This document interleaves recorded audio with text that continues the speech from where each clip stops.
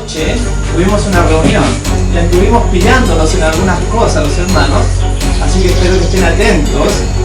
Planta que da semilla, que está sobre la tierra, y todo árbol que hay fruto que da semilla, os serán para comer. Él es Señor de señores y Rey de reyes, y los que están con Él son llamados y elegidos y fieles. Gloria al Señor por lo que están con el poder.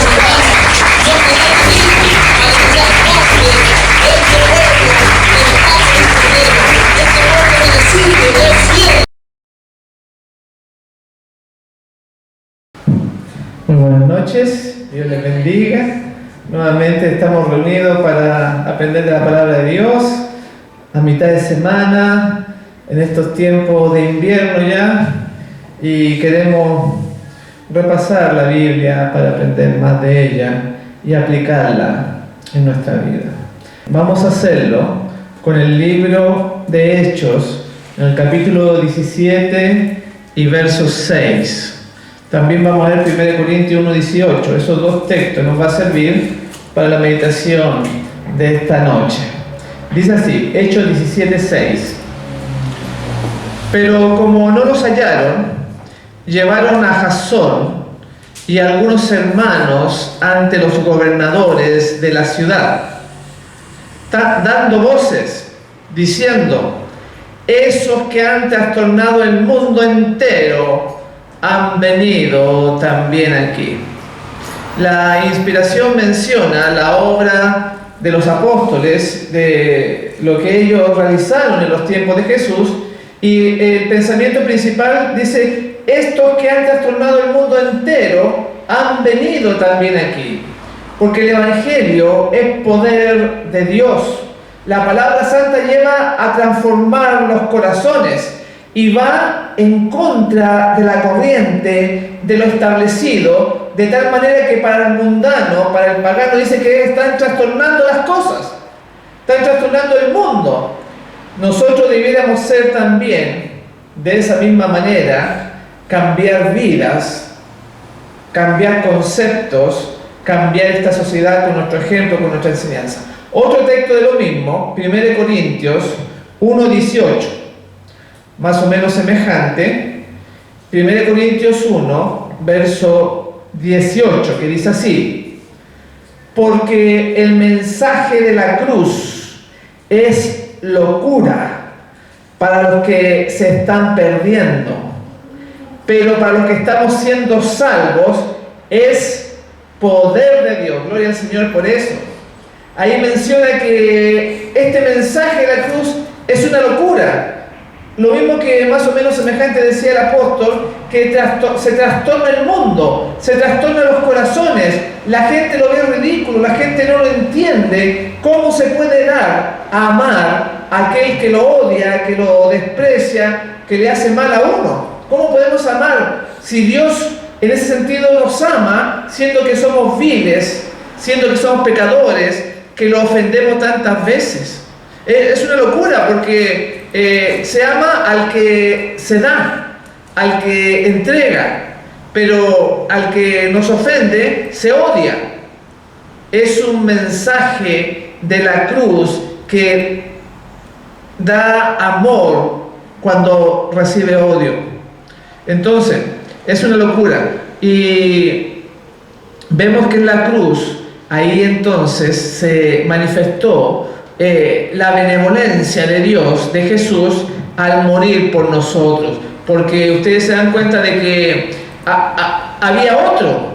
La cruz no era para él. La cruz era para otro hombre que era Barrabás. Tenía las medidas de Barrabás. Tenía ahí el castigo de este que era un asesino. Barrabás era el que debía morir. Ese Barrabás nos representa a nosotros. En Marcos 15, verso 7, dice también, hablando de este personaje, de este hombre que fue real, pero que representa a todos nosotros, a la humanidad. Marcos 15, 7 dice: había uno llamado Barrabás, preso con sus compañeros de motín, que habían cometido un homicidio en una revuelta. Y ahí tenemos un asesino. Y sale el asesino y toma su lugar Jesús. Por eso que para el mundo es incomprensible que el justo muera por el pecador, por todos nosotros. Y quedó libre Barrabás. Esa cruz no era para Jesús, tenía el nombre de Barrabás, las medidas de Barrabás, y tomó el lugar un inocente, como lo señalaba el santuario celestial. Y eso de la cruz no se entiende porque se encontró el egoísmo y el amor, la justicia y la misericordia se abrazaron, se encontraron en el deseado. La página 39-40 dice: en la cruz del Calvario, el amor y el egoísmo se encontraron frente a frente. Allí fue hecha su manifestación culminante. Cristo había vivido tan solo para consolar y bendecir. Y al darle muerte, Satanás manifestó la perversidad de su odio contra Dios. Hizo evidente que el propósito verdadero de su rebelión era destronar a Dios y destruir a aquel por quien el amor de Dios se manifestaba. Y ese mismo pensamiento sigue Satanás, porque la raza humana es el propósito del amor divino, y al destruirnos a nosotros, él trata de hacerle daño al Padre, al Salvador.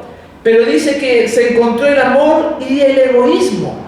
La manera de vencer el pecado, la manera de vencer el odio, la manera de vencer la maldad es con el bien. Por eso que dijo el Señor: si tu enemigo te golpea en la mejilla derecha, ponle también la izquierda. Si alguien quiere tomar prestado de ti, dale también la túnica. Si te obligan a llevar carga por una milla, ve con él 2, porque el amor vence al egoísmo. Y dice que en la cruz se enfrentaron, se pusieron de frente a frente estos dos poderes. La cruz significa mucho más que una muerte. La cruz significa mucho más que venir a una iglesia, escuchar un mensaje. La cruz significa una muerte continua a las pasiones, a los deseos, a los propósitos, a los planes, a nuestra naturaleza. Es tener la vida de Jesús que sirve a los demás. Y en ese momento, en la cruz, se vio el propósito de Satanás, que era destronar a Dios. Ese era el fin, que él lo había maquillado, lo había endulzado, diciendo que quería justicia para los ángeles. Y también esta cruz, su significado, lo encontramos nosotros en la naturaleza. El Señor Jesús dio un símbolo de lo que es el reino de Dios a través de parábolas, a través de la semilla de mostaza, a través de la red, de los peces, a través de distintas cosas. Y vamos a ver una que está en Juan 12. Ahí en Juan 12 dice, desde el versículo 23 al 25, vamos a leer primeramente, mencionando este misterio que había sido ocultado por las edades, pero ahora con Jesús se manifestaba al universo. Juan 12, 23 al 25. A ver si alguien le quiere dar lectura. Dios diciendo: ha llegado la hora en que el Hijo del Hombre ha de ser glorificado. De cierto os digo, que si el grano de trigo no cae en la tierra y muere, queda solo, pero si muere, lleva mucho fruto. El que ama su vida la perderá, y el que aborrece su vida en este mundo, para vida eterna la guardará. Gracias. Ahí decía entonces, Jesús le dijo: ha llegado la hora en que el Hijo del Hombre ha de ser glorificado. Os aseguro que si el grano de trigo no cae en tierra y muere, queda solo, pero al morir lleva mucho fruto. El que ama su vida la perderá, y el que aborrece su vida en este mundo, para vida eterna la guardará. ¿Por qué escoge la muerte? ¿Por qué no escoge otra cosa? Ir al Himalaya. ¿Por qué no dijo mejor suban el monte Everest? Porque la muerte es la máxima expresión, es lo que más puede dar el ser humano, su propia existencia. Y en la medida que lo da todo, no un 80%, un 90%, entonces al darlo todo tiene esa fuerza, el grano cae en tierra, muere y puede dar fruto a 30, a 60 y a 100 por uno. Es como el grano de maíz, el grano de choclo, que uno echa un granito, salen dos mazorcas o 2 corontas y ahí tenemos cientos de granos, se ha multiplicado. Lo usó en la naturaleza el Señor. También lo tenemos acá en Mateo, en el capítulo 16, cuando Pedro lo revela, lo manifiesta como el Mesías. En Mateo 16, versículo 18, este encuentro, ahí en esta confesión de Pedro, en Cesarea de Filipo. En el versículo 18, para que nos recordemos, dice: y yo también te digo que tú eres Pedro, y sobre esta roca edificaré mi iglesia, y las puertas del Hades no prevalecerán contra ella. Tremenda manifestación que no se le había dado a los otros discípulos, que el Mesías era Jesús. Y entonces por eso le dice el Señor que eres bienaventurado. Sobre ti, sobre esta roca, edificaré mi iglesia.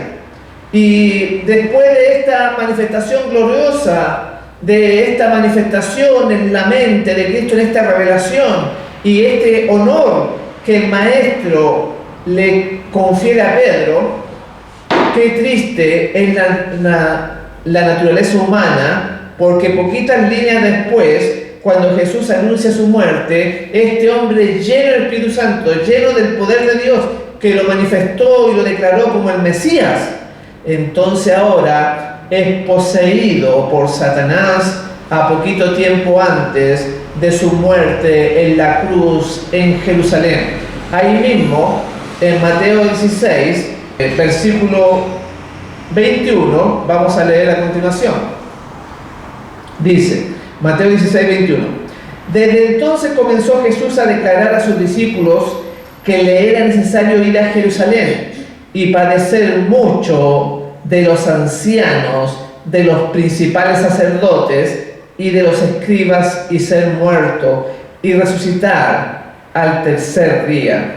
Entonces Pedro, tomándolo aparte, comenzó a convenirle diciendo: Señor, ten compasión de ti, en ninguna manera esto te acontezca. Pero él, volviéndose, dijo a Pedro: quítate delante de mí, Satanás, me eres tropiezo, porque no pones la mira en las cosas de Dios, sino en las cosas de los hombres. Parecía ser otro hombre, Pedro, tan distinto a este que le había dicho: tú eres el Hijo de Dios, ahora poseído ante el pensamiento de que Jesús iba a morir en la cruz, es tomado por Satanás y trata de hacerlo declinar, trata de que no vaya a sufrir. Y entonces el Señor lo reprende, le dice: me eres tropiezo, porque no miras, porque no pones la mira en las cosas de Dios, sino en las de los hombres. Estaba como al principio, como los textos que vimos al principio, que decía que era una locura para Pedro en ese instante. Era un trastorno de su mente, que su amado Maestro tenía que ir a morir. Pero esa es la expresión máxima que podemos dar un ser humano por alguien, el amar a otro y dar todo lo que somos. Y este es el significado de la muerte en la cruz que trastorna. Que se ha distorsionado, incluso Satanás, este mismo gran triunfo de haberlo derrotado en la cruz, cuando dijo consumado es, este gran triunfo lo ha torcido, lo ha tergiversado, dándole otro sentido mucho más simple que ponerlo una cruz en la garganta, que ponerlo la cruz en los templos o que ponerlo en los cementerios. Es mucho más que eso decir soy cristiano. es una muerte continua, es un cambio de corazón, es la renovación del espíritu en un alma que se ha vaciado del yo y del orgullo. Por eso que esto tiene que ver con un cambio de corazón. No era suficiente que los discípulos de Jesús fuesen instruidos en cuanto a la naturaleza de su reino. Un conocimiento intelectual no es suficiente. Lo que necesitaban era un cambio de corazón que los pusiese en armonía con su principio. Ese cambio de corazón es sentirse grato en hacer la voluntad de Dios. Es como respirar, es como la alegría, el gozo, guardar sus mandamientos, sus estatutos, ser sacrificio por otro. Y ese principio es lo que debe haber mucho más allá de una instrucción mental, intelectual. Llamando a un niñito así, Jesús en este ejemplo lo puso en medio de los discípulos y lo rodeó con sus brazos diciendo: de cierto os digo que si no os volviereis y fuereis como niños, no entraréis en el reino de los cielos. La sencillez, el olvido de uno mismo, el amor por los demás, el espíritu de sacrificio por el que sufre, por el que hierra, es los atributos de esta naturaleza divina, esta nueva naturaleza que debe ser implantada, distinta a los apóstoles, que en los momentos previos ya a la muerte de Jesús en la cruz, a esa agonía en el Getsemaní, entonces ellos, en vez de apoyar a su maestro, sabiendo que les había dicho que iba a morir en Jerusalén, ellos van pensando y diciendo: ¿quién será el mayor en el reino en el nuevo reino? Esa naturaleza se ve en nosotros mismos al desear los primeros lugares, al desear destacarse en medio de una sociedad, en medio de un grupo o en medio de una iglesia. Vamos a verlo en Mateo 18, del 1 al 4. En cosas tan simples como esta se denota el espíritu, la falta de consagración y de ese nuevo nacimiento. Mateo 18, del 1 al 4, dice así: en aquel tiempo se llegaron los discípulos a Jesús y le preguntaron: ¿quién es el mayor en el reino de los cielos? Jesús llamó a un niño, lo puso en medio de ellos y dijo: os aseguro que si no os cambiáis y os volvéis como niños, jamás entraréis en el reino de los cielos. Así que el que se humilla como este niño, ese es el mayor en el reino de los cielos. Terrible experiencia. Ya el futuro de la humanidad se iba a definir poquito tiempo posterior, y los discípulos vienen con esta controversia ante el corazón de Jesús: ¿quién es el mayor? Y el Señor pone algo inocente, un niño, un pequeño, pero en esa situación Él, Jesús, mira más allá, y en esa controversia en quién va a ser el mayor de los discípulos se recuerda aquellos acontecimientos que ocurrieron allá en el cielo con Lucifer, porque esa misma discordia, esa nota discordante era la que latía en el corazón de Lucifer, queriendo ser el mayor en el reino de los cielos, y eso trajo tristeza, trajo no un aliento al corazón de Jesús, y aún así Él prosiguió camino al Calvario, a ese tiempo en que le iban a traspasar sus carnes. Aún así, fue mucho la opresión que Él vivió y sintió cuando caminó en medio de nosotros. También ella lo menciona acá, en el deseado, acerca de este asunto de quién es el mayor. Dice así: la lucha por el puesto más elevado era la manifestación del mismo espíritu que diera origen a la gran controversia en los mundos superiores e hiciera bajar a Cristo del cielo para morir. Ese asunto que estaba produciéndose ahí era lo mismo que ocurrió, pero de forma cósmica, estando en peligro toda la creación. Surgió, sigue diciendo, surgió delante de Él una visión de Lucifer, el hijo del alba, que superaba en gloria a todos los ángeles que rodean el trono, y estaba unido al Hijo de Dios por los vínculos más íntimos.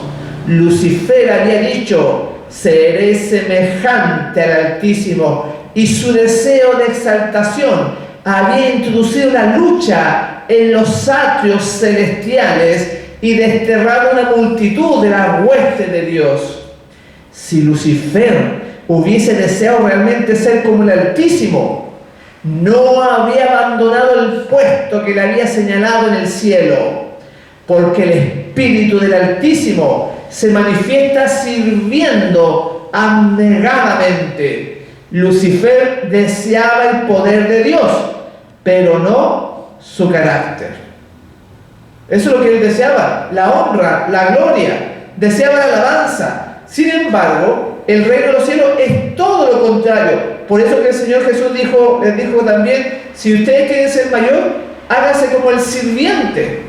Por eso es que es bueno realizar actividades nobles, humildes, en favor de los demás. Ese es el espíritu del cielo, no el espíritu que manda, dictatorial, que ordena, sino así como nuestro maestro vino a servir, así sus seguidores tienen que participar de esa naturaleza interna, no solamente de actos, digamos, de obediencia a la ley, sino que también de una naturaleza que desea servir y darse en sacrificio por el semejante. También ella sigue mencionando acerca de esta condición de siervo.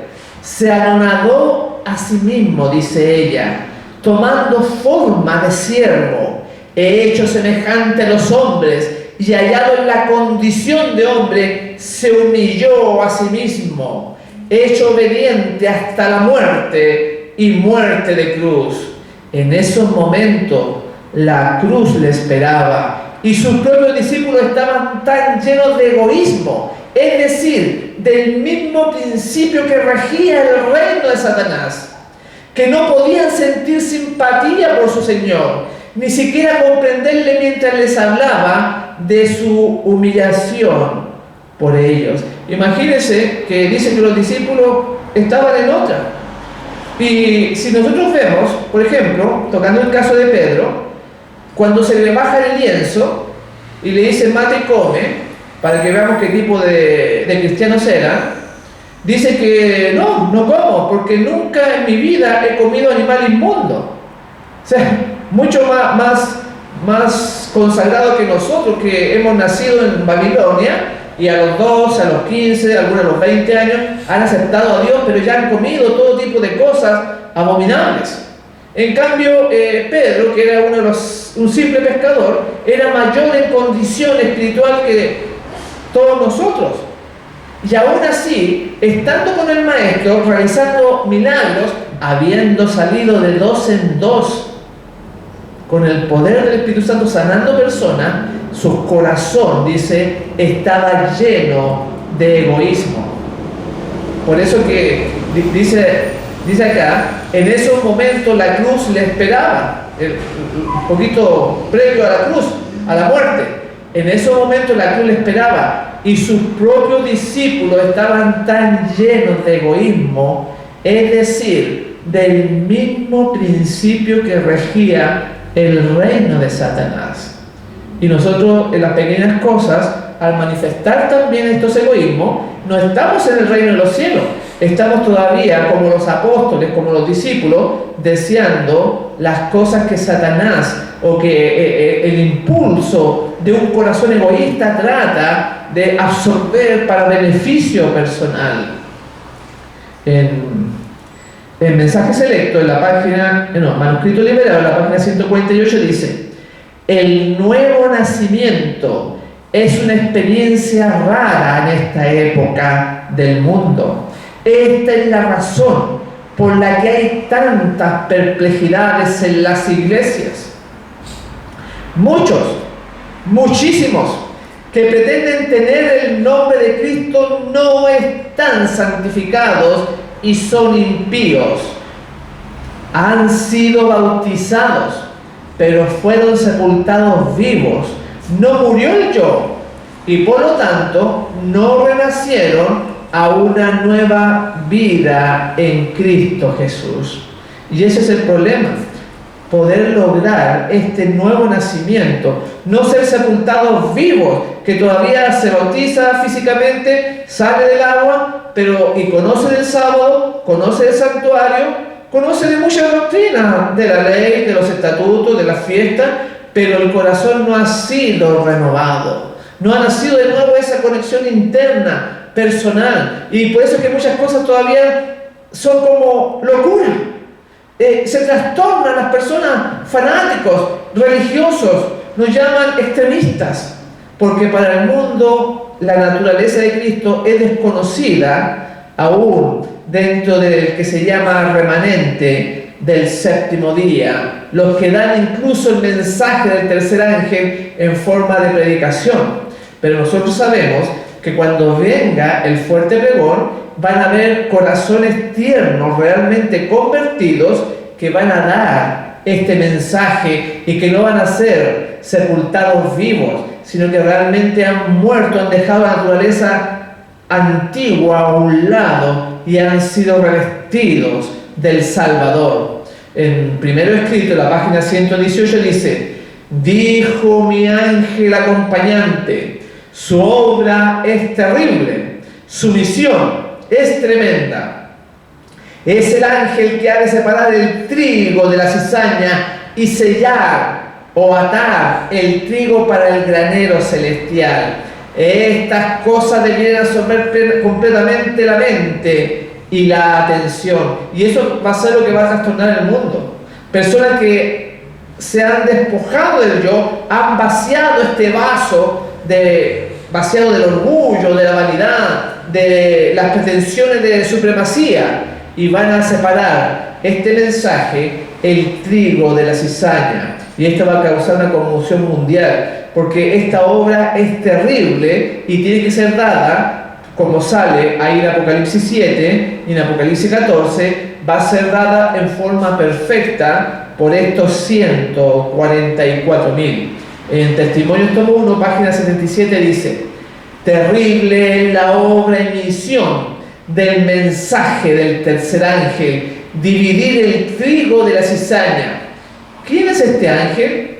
Nadie escucha la voz de estos tres ángeles, porque son un símbolo que representa al pueblo de Dios que está trabajando en armonía con el universo del cielo. Nadie escucha este mensaje, pero dice que va a ser dado por el pueblo de Dios, aquellos que realmente están conectados, aquellos que realmente se han dado cuenta de lo que significa el derramamiento de la sangre del Cordero, aquel que llevó nuestras culpas, nuestros pecados. Y por eso que en este momento de día miércoles venimos a meditar, venimos a aprender, a conectarnos con la Escritura, de nuestra misma preparación, de lo que significa Jesús ante la historia de este mundo, en mi vida, en el momento profético de la eternidad. Porque Él fue introducido, dice, porque llegado el tiempo, ese tiempo de las 70 semanas, no era una casualidad. Ese tiempo fue introducido por el Padre de las edades y eternidad. Y entonces esa muerte y el desarrollo del pecado está siendo visto por los ángeles y el universo, que va a ser el estudio por siempre de lo que está pasando aquí en este planeta y las luchas que hay, porque el Señor tiene tiempo para todo. El fin está ya programado. El Señor sabe el año, el día y la hora, y va a venir de acuerdo a este plan, porque incluso cuando ya vino el Mesías, cada acontecimiento tenía un tiempo que se iba a cumplir, un plan que se estaba desarrollando. Por ejemplo, en Juan 13:1 dice: antes de la fiesta de la Pascua, sabiendo que Jesús, que había llegado su hora de pasar de este mundo al Padre, habiendo amado a los suyos que estaban en el mundo, los amó hasta lo sumo. Entonces dice que había llegado su hora. Y en distintas partes de la Biblia menciona de que los tiempos estaban llegando. Ya para nosotros, para este mundo en decadencia, el tiempo ya está señalado y se va a cumplir como el Padre lo menciona en su santa palabra. Ojalá, mis hermanos, que cada uno de nosotros pueda abrir los ojos y entregar este corazón, nuestra voluntad, a la voluntad de aquel que no duerme, aquel que lo sabe todo, aquel que nos creó y nos formó para vida eterna. Pero para eso tiene que haber una obra en nuestro corazón. En Hechos de los Apóstoles, página 447 y 448, señala lo siguiente: la santificación no es obra de un momento, una hora o un día, sino de toda la vida. O sea, esta preparación es constante, es a cada momento, a cada instante, separarnos realmente como era la naturaleza del Mesías, hacerlo también nosotros. Sigue diciendo, no se la consigue por medio de un feliz arranque de los sentimientos, sino que es el resultado de morir constantemente al pecado y vivir cada día para Cristo. ¿Cómo se consigue entonces? Muriendo constantemente, día tras día, no alejándonos. Por eso que es bueno que nos reunamos este día miércoles para meditar un poco en su palabra. Dice, no pueden corregirse los males ni producirse reformas en el carácter por medio de esfuerzos débiles e intermitentes. Un día lo tomo, otro día lo dejo. Después me dan ganas el sábado de venir a la iglesia, ya después no quiero nada con la Biblia. Entonces no puede ser un intermitente que se prende y se apaga. No es como el switch de la luz. No. Dice que de esas maneras no pueden corregirse los males ni producirse reformas en el carácter por medio de esfuerzos débiles e intermitentes. Sigue diciendo, solamente venceremos mediante un prolongado y perseverante trabajo, penosa disciplina y duro conflicto.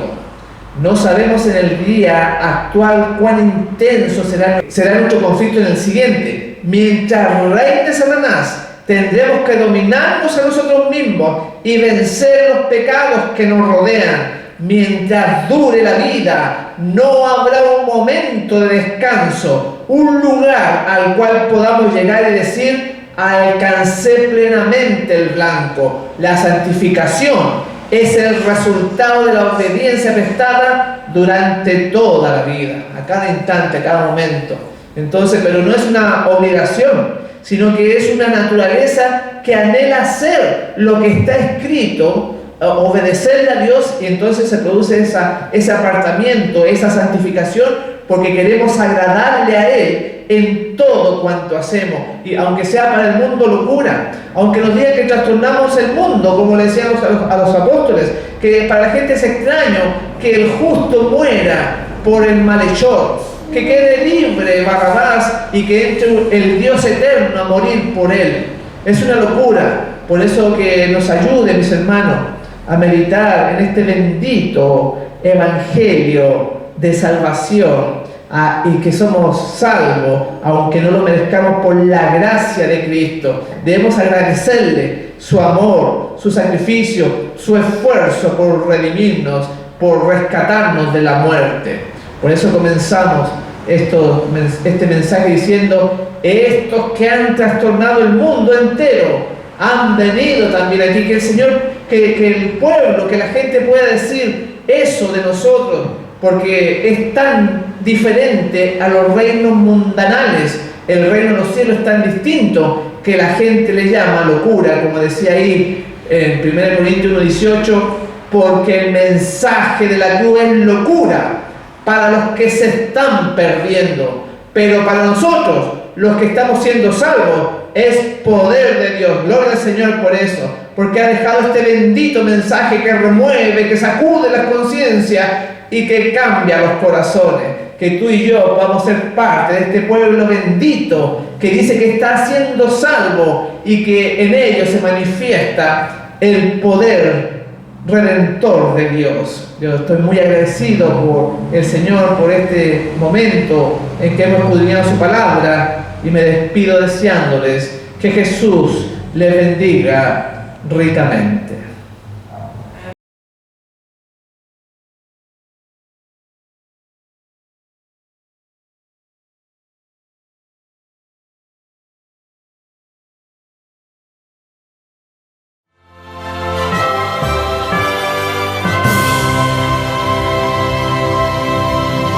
Los ángeles ya vienen bajando, la iglesia despertar, pues ha llegado la hora, la gracia hay que proclamar, la obra del Espíritu Santo se ha de manifestar, la iglesia se ha levantado, el Señor al frente está.